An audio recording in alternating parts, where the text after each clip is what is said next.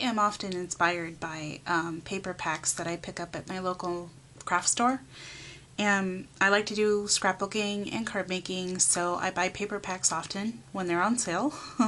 One that I picked up recently was this one called the Sweet Stack.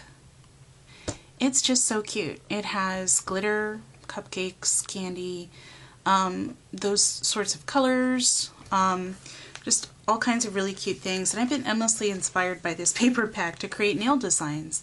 One of the things that I saw in there was this beautiful chocolate brown and bronze glittery background with white lace at the bottom. I just thought that this was so adorable, and I was inspired to make a nail design that is somewhat based on this. So that's what you're going to see today. What I've gone ahead and done is I've picked out a few colors from my nail polish collection and created a beautiful sort of bronzy brown background. The specific color that I used is an Orly color called Buried Treasure. And I like this one because it has a nice satin finish to it. I think it's really pretty. And it reminded me a lot of the paper that I saw in the paper pack. I already have put this on and let it dry, so I'm ready to go on to my next step. And what I'm going to do is I'm going to create a pattern on the nail using a thin striping brush. So what I want to do is I want to get my next color, which is just this Borghese Arrivederci Mist, and it's just a slightly more chocolatey dark brown color, again keeping in that chocolatey brown theme. And I'm going to get a little bit on my palette, and then I'm going to get a thin nail art brush like this, and that's what I'm going to use to create my stripes. So what I like to do when I create stripes is I like to get the brush dipped and then test it out before I start striping to make sure that my line is nice and thin. If the brush is spread or anything like that, then I just shape the brush using the nail polish on there so that I make sure that I get the lines that I want. I'm eventually going to draw lace onto this, but I'm going to draw my lines all over anyway. And I apologize if there is shadow in here because I don't have the greatest lighting in this room. So I'm just going to go ahead and get started. I'm going to create diagonal lines on the nail.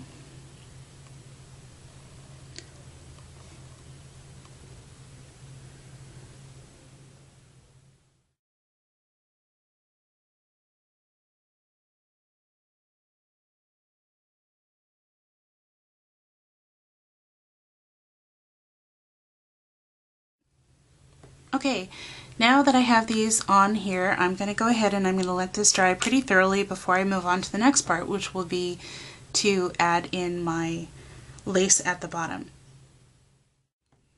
Okay, I've decided to create a dotting effect between my stripes, and for that I have used a little bit of this Maybelline limited edition from last autumn.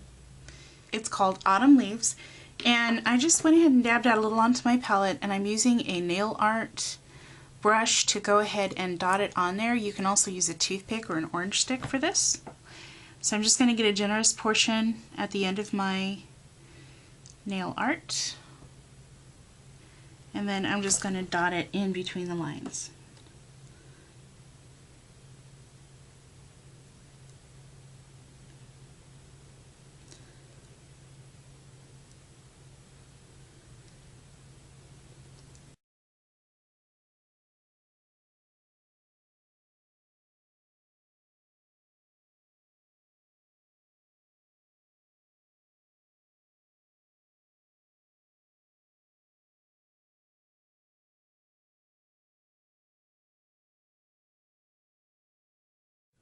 Okay, so my design has dried and I'm ready for the next step, and I decided to go ahead and give this a glittery top coat so that it matched the paper. So I went looking through my nail wheels and I found one that is actually a pretty sheer one, even though it looks rather opaque in the bottle, and I think this might give it a nice coppery goldish glow.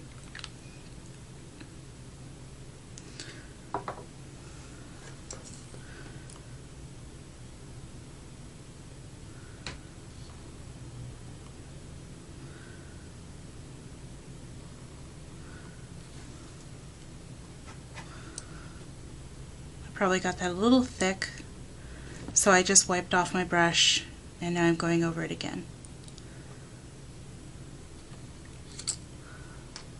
I really like that effect. Okay, now I have to let that dry. Now it's time to create this cute lace design that you see here at the bottom of the page. And for that, I'm going to use a dotting tool.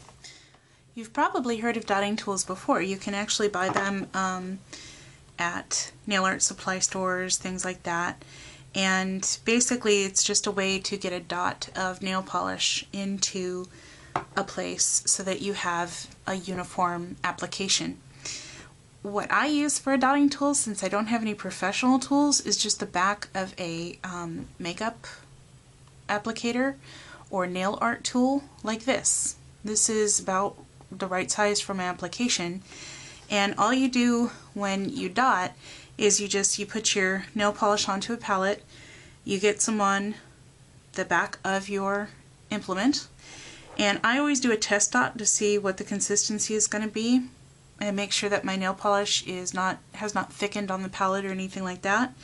And for this design I'm just going to create dots in a row like this. They'll diminish over time because you will need to put more polish on. And once I've got my little lacy cloud of dots, I can go ahead and fill in the rest of it with more dots. So you don't even have to change the tool or the application. Just finish it off.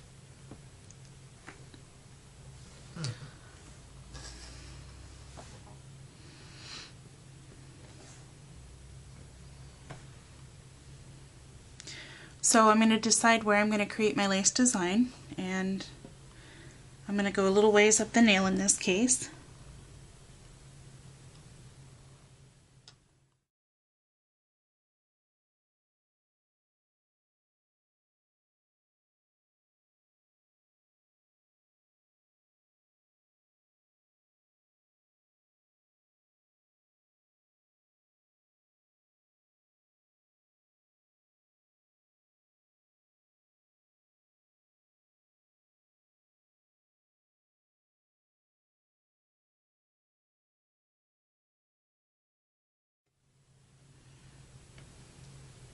Once you have your design finished, I would recommend wiping off the end on a paper towel or old washcloth, something like that, before moving on to the next finger.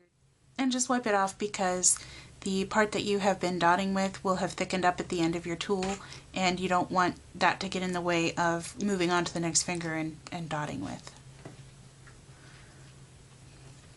Obviously we're going to need to let this part of it dry before we finish up with our final product. Looking back at our lace design here, you can see that with the lace on here it has these little cutouts, and so we want to get that into our lace design somehow. What I'm going to use is actually the chunky glitter that I have. This is just chunky gold glitter.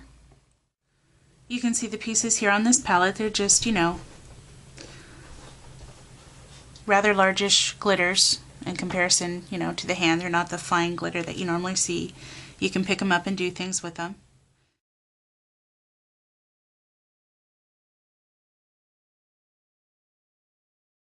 Okay, and we're ready to go ahead and add our glitter. So I'm going to take my top coat, create a sticky base.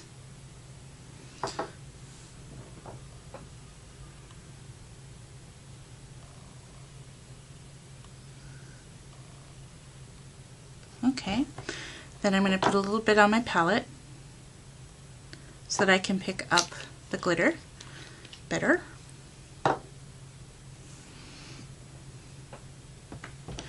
And I'm just going to stick one glitter into every little puff. And that will create our cutout.